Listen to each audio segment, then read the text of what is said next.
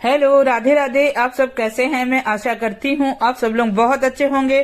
घर के कुछ ऐसे काम होते हैं जिनको कुछ लेडी अच्छे से नहीं कर पाती हैं, तो बस उन कामों को आप आसान तरीके से कर पाएं, ऐसे ही कुछ खास टिप्स लेकर के आई हूँ।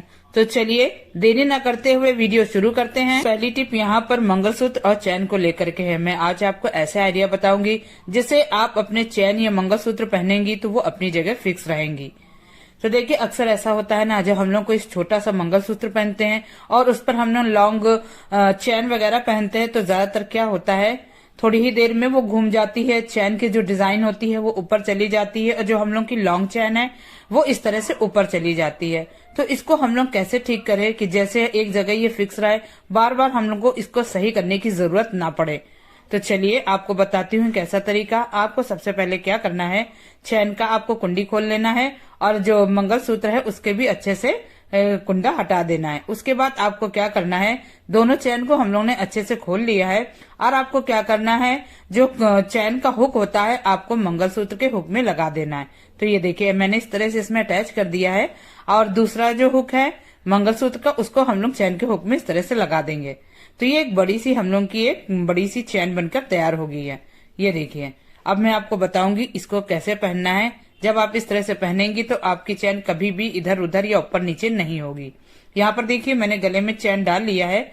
मैं आपको बहुत ही इजी तरीका बताऊंगी। बस आपको क्या करना है, इस तरह से चैन को डबल फोल्ड करके इस तरह से डाल लेना है।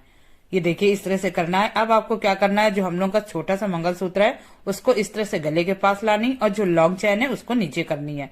देखिए, पहले अगर हम लोग अलग अलग पहनते तो क्या होता है, चैन हम लोग की ऊपर चली जाती या मंगलसूत्र घूम जाता। लेकिन आप लोग अगर इस तरह से पहनेंगी, जितना भी आपको छोटा या बड़ा करना है तो आप आराम से मंगलसूत्र को बड़ा कर सकती हैं और छोटा भी कर सकती हैं। ये देखिए, इसको करने के बाद आप इजिली ही इस चैन को उतार भी लें। तो ये बहुत ही अच्छा तरीका है, ट्राई करके जरूर देखिएगा। अगली टिप मेरी यहाँ पर चूड़ी को लेकर के है। बड़ी प्रॉब्लम होती है जब हम लोग चूड़ी पहन लेते हैं और वो बहुत टाइट होती है, उतारने में भी दिक्कत होती है। तो एक तरीका बताऊंगी सिंपल सा कि मोजे की हेल्प से हम लोग कैसे बहुत ही आराम से चूड़ियों को उतार सकते हैं। तो आप क्या करें, कोई भी मोजा ले लीजिए जो हम लोग गर्मी में पहनते हैं। बिल्कुल पतला मोजा ही हम लोग को यूज करना है। अगर आपकी चूड़ी टाइट है, वो इजिली नहीं उतर रही है, तो आपको क्या करना है, इस तरह से आराम से आप हाथ में मोजा पहनिए और मोजे को आपको क्या करना है, चूड़ी के अंदर इंसर्ट कर लेना है। ये देखिए, इस तरह से चूड़ी ऊपर आ जाएंगी और मोजा नीचे। उसके बाद आप एक काम करेंगी, मोजे का ऊपरी परत को उल्टा कर देंगी। एक चीज का जरूर ध्यान रखिएगा, जो मोजा हो वो बिल्कुल पतला हो, मोटा नहीं होना चाहिए। ये देखिए, हमने ऊपर से मोजे को इस तरह से पलट दिया है, चूड़ी अंदर आ गई है।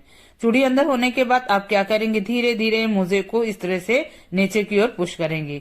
इससे क्या होगा, जब आप मोजे को हल्का हल्के हाथों से घसीटेंगी तो जो चूड़ियां हैं वो मोजे के साथ ही बाहर आ जाएंगी। हम लोग को कोई भी प्रॉब्लम नहीं होगी हाथ में कि हाथ में कोई कट लग रहा हो या चूड़ी चुभ रही हो या चूड़ी टूट जाएंगी। बहुत ही आसान तरीके से मोजे की हेल्प से हम लोग अपनी जो टाइट चूड़ियां हैं निकाल पाएंगे। उसके बाद आप लोग मोजे से चूड़ियों को निकाल लीजिएगा। ये बहुत ही अच्छा तरीका है और इस तरीकों को जब आप यूज करेंगी तो कोई भी क्रीम वगैरह लगाने की जरूरत नहीं है। आराम से आप हाथ में मोजा पहनिए और आराम से निकाल दीजिए। अगली टिप मेरी यहाँ पे आटे को डो को लेकर के है। जब भी हम लोग आटे का डो लगाते हैं तो इस तरह से दोनों हाथ से आटे को मसलते हैं, तो जो रिंग होती है हम लोग को बड़ी दिक्कत होती है। आप क्या करें, जब भी आटे को गूंथे तो गूंथने के समय आप उंगली की डिजाइन को अंदर कर लीजिए और जैसे दूसरी उंगली में भी पहने हुए तो इसके भी डिजाइन जो है उसको अंदर की तरफ कर लीजिए। जब आप अंगूठी को अंदर की तरफ कर लेंगी तो अंगूठी में किसी प्रकार का आटा नहीं भरेगा। आराम से ही हम लोग आटे को गूंथ लेंगे, कोई भी प्रॉब्लम नहीं होगी।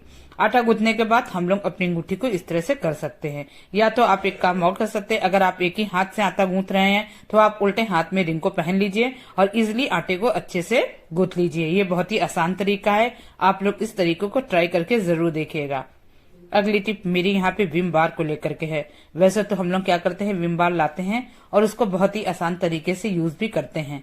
तो यहाँ पे एक ऐसा तरीका लेकर के आई हूँ जो आपके काम को आसान बना देगी। आप क्या करिए, इस तरह से जब आप भी विम बार लेकर के आए तो इस तरह से आप अच्छे से इसको कद्दूकस कर लीजिए। ये देखिए, अच्छे से ये ग्रेट हो गया है। यहाँ पे मैंने करीबन आधे से कम साबुन को ग्रेट करा है। ग्रेट करने के बाद आप इतने साबुन को उठा के रख दीजिए। यहाँ पर देखिए, मैंने कटोरी में थोड़ा सा साबुन ले लिया है अच्छे से ग्रेट करने के बाद, और यहाँ पे करीबन मैं एकदम खौलता हुआ पानी इसमें डाल दूंगी। अगर पानी खौला हो तो बहुत ही अच्छी बात है, जिससे क्या होगा, जो हम लोगों ने साबुन ग्रेट करके रखा है विम, तो विम बार अच्छे से ग्रेट करके रखा तो उसमें बहुत ही अच्छे से ये पानी में मिक्स हो जाएगा, अच्छे से घुल जाएगा। तो यहाँ देखिए आपको गर्म पानी ही डालना है, ठंडा पानी बिल्कुल मत डालिएगा। गर्म पानी से ये बहुत जल्दी मेल्ट हो जाएगा और बहुत ही आराम से एक लिक्विड फॉर्म में आ जाएगा। यहाँ देखिए थोड़ी देर हो गई है, जो हम लोगों ने यहाँ पे ग्रेट करके डाला था विम बार वो बहुत ही अच्छे से पानी में घुल गया है। अब आपको क्या करना है, यहाँ पे एक बॉटल लेनी है और बॉटल के कैप में मैंने पहले से एक छेद कर लिया है। यहाँ देखिए जितना भी मैंने यहाँ पे विम बार को घोल के रखा था सारा विम बार मैंने एक बॉटल में डाल दिया है। मेरे पास अभी यही बॉटल है तो मैंने इसी में इसको डाल दिया है। अब ये देखिए बहुत ही अच्छा बर्तन मारने के लिए हम लोग के लिए डिश वॉश तैयार हो गया है। तो बस आपको कैप में एक छोटा सा छेद करना है। छेद करने के बाद ये हम लोग का लिक्विड फॉर्म में तैयार हो गया। चलिए आपको बताती हूँ क्या करना है। अक्सर हम लोग जब विम बार से बर्तन धोते हैं तो आपने देखा होगा एक सफेद परत आ जाती है। आपको कुछ नहीं करना है, आपको इतना बना के रख लेना है। बनाने के बाद बस मैंने यहाँ पे इतना ही डाला है। डालने के बाद ये करीबन 15 दिन तक आराम से चलेगा। इतने से विम बार में मैंने करीबन 6 से 7 बर्तन अच्छे से धो लिया है। ऐसा नहीं है कि थोड़ा सा मैंने डाला तो सिर्फ एक ही बर्तन धुले हैं। तो यहाँ पर देखिए मैंने अच्छे से यहाँ पे ग्लास, प्लेट, थाली को अच्छे से मांज लिया है। देखिए ये ज्यादा नहीं लगता है। विम बार क्या होता है, ज्यादा घुलता भी है। अगर हम लोग थोड़ा उठाना चाहे तो वो ज्यादा आ जाता है। इससे क्या होगा, जैसे हम लोग बर्तन धोते हैं, गर्मी का समय आ गया है, हवा वगैरह ज्यादा चल रही है। जब हम लोग विम बार डायरेक्ट यूज करेंगे तो लगाने के बाद क्या होता है, धुलने के बाद भी एक सफेद सफेद सी परत आ जाती है बर्तनों में, वो अच्छे से साफ नहीं होती है। यहाँ पर देखिए मैंने प्लेट को धोया है, बहुत ही अच्छे साफ हुई है, कोई भी इसमें परत नहीं है। और यहाँ देखिए मैंने थाली को भी अच्छे से वॉश कर लिया है। जो लिक्विड हम लोगों ने तैयार करा था विम बार का, तो उसने देखिए बर्तनों को कितनी अच्छे से चमका दिया है, कोई भी प्रॉब्लम नहीं है। तो जो हम लोग ने यहाँ पे लिक्विड तैयार किया है वो कम से कम 15 दिन के लिए बहुत ही आराम से चलेगा। तो आप आगे से चल के विम बार को डायरेक्ट ऐसे ना यूज करें, उसको ग्रेट करके उसको लिक्विड फॉर्म में बनाकर ही बर्तनों को धोने में यूज करें। ये बहुत ही यूजफुल आइडिया है। मेरी अगली टिप यहाँ पर मोजे को लेकर के है।